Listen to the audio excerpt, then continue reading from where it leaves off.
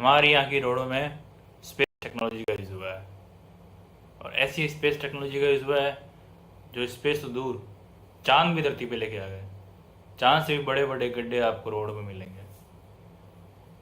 और ये कोई छोटी टेक्नोलॉजी नहीं है, ये बहुत बड़ी टेक्नोलॉजी है। इससे क्या है, गाड़ियों की स्पीड एक तो 20 से ऊपर नहीं जाएगी, अगर जाएगी भी तो गाड़ियाँ ऑटोमेटिक 4 या 5 महीने बाद में टूट जाएगी। ना कोई चालान भरना और ना कोई रोडें बनाना, खर्चा भी कम और सेफ्टी की सेफ्टी। तो चलिए, यहाँ पर तो ये सब कुछ चलता रहेगा। हम चलते हैं चाइना की रोड टेक्नोलॉजी के बारे में पढ़ने के लिए या फिर जानने के लिए। जैसा जिसको सही लगे सुनिएगा और देखिएगा।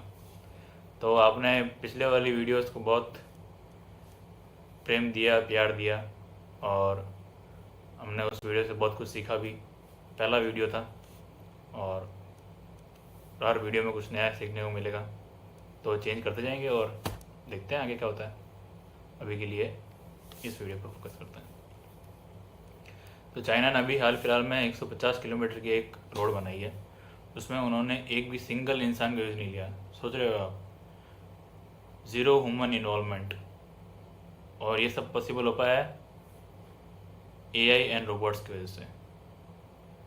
और रोबोट्स वो नहीं जो ऐसे टूट टूट के चलते हैं, वो रोबोट्स नहीं। रोबोट्स एक सिस्टम होते हैं, उनको भी रोबोट्स कहते हैं। आपके हाथ में जो फ़ोन है ये भी एक रोबोट्स है, इनका नाम है एंड्रॉयड रोबोट्स। तो उधर भी बड़े बड़े जो सिस्टम्स थे उनके कारण ही वो रोड बन पाई है। तो चलिए उन सिस्टम्स के बारे में पढ़ते हैं और देखते हैं। ये रही हमारी स्पेस टेक्नोलॉजी, जहाँ पे चांद से बड़े बड़े गड्ढे आपको मिलेंगे।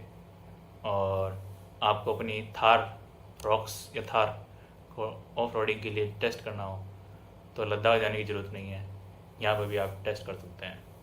और उसकी कोई गारंटी नहीं है कि आप ज़िंदा रहोगे या नहीं रहोगे।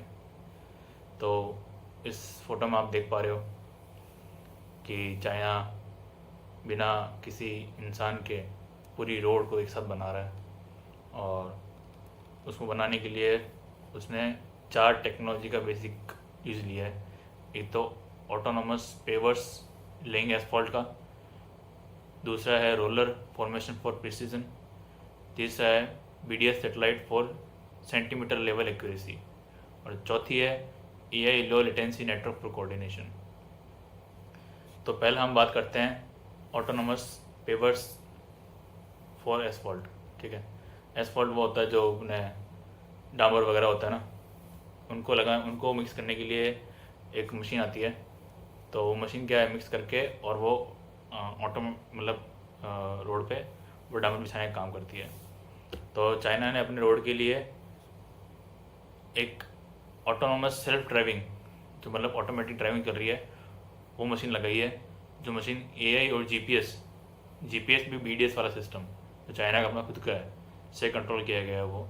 और इंसान सिर्फ मॉनिटर कर रहे थे, जो मतलब आसपास के कोई लोग आके उसको तोड़ फोड़ ना दे। फिर उसको अब पता है ना, अपने भी हिंदुस्तान में होता है, कोई अच्छी चीज़ हो रही है तो उसको मतलब भटकाने के लिए ऐसा कुछ करते रहते हैं लोग अपनी मतलब क्या कहते हैं, दुश्मनी डेवलपमेंट में निकालते हैं। कोई भी अच्छी चीज़ हो रही होगी तो इंसान से दुश्मनी नहीं है, वो इंसान अच्छी चीज़ कर रहा था उसमें दुश्मनी है।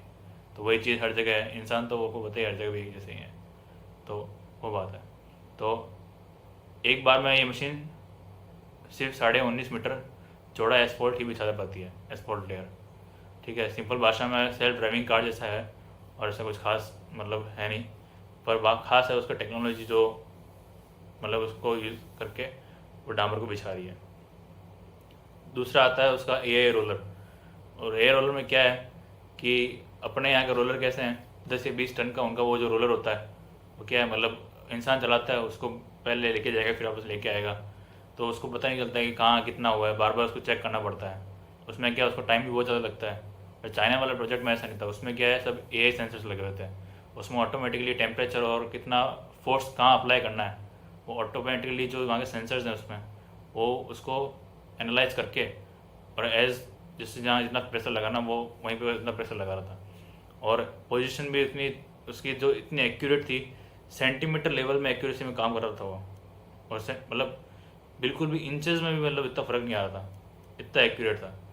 अपने यहाँ के जैसे नहीं है, मतलब कि रोड बन रही है फिर किसी का घर आ गया तो रोड बैंड हो गई, ऐसा ऐसा नहीं है वहाँ पे, बिल्कुल मतलब एक्यूरेट एकदम टिप्ड काम होता है। तब भाई चाइना आगे पहुँच गया अपन से, और हमसे उन्होंने लेट शुरू किया था, फिर भी हमसे आ गया। तीसरी टेक्नोलॉजी उन्होंने यूज की थी BDS सेटेलाइट सिस्टम, जो GPS सिस्टम है अमेरिका का। उसमें क्या है, मीटर्स क्या रेडियस में वो एक्यूरेसी दिखाती है। जैसे आप किसी को अपनी लोकेशन भेजोगे तो वो लोकेशन एकदम एक्यूरेट नहीं आएगी। उसमें क्या है, 10 या 20 मीटर का जो रेडियस होता है उसके आसपास के लोकेशन आएगी। पर BDS सिस्टम में ऐसा है, उसमें क्या है, सिर्फ सेंटीमीटर्स का फ़र्क रहता है। इसलिए उन्होंने क्या है, BDS सिस्टम को यूज़ में लिया। चौथा उन्होंने यूज़ में लिया लो लेटेंसी नेटवर्क वाला कोऑर्डिनेशन। उसमें क्या है, सब आसपास में थे उनके जितने मशीन्स वगैरह, तो उनमें कोऑर्डिनेशन करने के लिए उन्होंने लेटेंसी को लो रखा। इससे क्या कोई डिले ना और लैग ना आए सिस्टम के अंदर। और ये मेरे जो कंप्यूटर साइंस वाले जो दोस्त हैं वो अच्छे से जानते होंगे, हमने नेटवर्क कोऑर्डिनेशन पढ़ा है। तो चौथा है रोल ड्रोन्स का। ड्रोन ने क्या किया, 3D मैपिंग की उसकी प्रिसाइज मॉनिटरिंग करने के लिए, और AI कोऑर्डिनेशन करके जो पेवर्स रोलर उन सबको मतलब एक एज ए नेटवर्क बना के और नेटवर्क से जोड़ के फिर एक साथ में वो काम में लिया है मतलब। तो इस तरीके से ड्रोन्स का रोल था उसके अंदर। तो इस टेक्नोलॉजी के मतलब इम्पैक्ट्स और बेनिफिट्स तो वैसे बहुत सारे हैं, पर जो मेन बेनिफिट्स ये एक तो फास्टर है और मोर ज़्यादा एफिशिएंट है। जैसे कोई ऐसी कोई रिस्की जगह है, जैसे पहाड़ हो गए या फिर कोई ब्रिज हो गया जहाँ पे इंसानों को बहुत ज़्यादा रिस्क है। अभी मैंने देखा था कि एक शायद अहमदाबाद में या कहीं पे ब्रिज कोलैप्स हुआ था, उसमें काफ़ी इंसान दब के मर चुके हैं।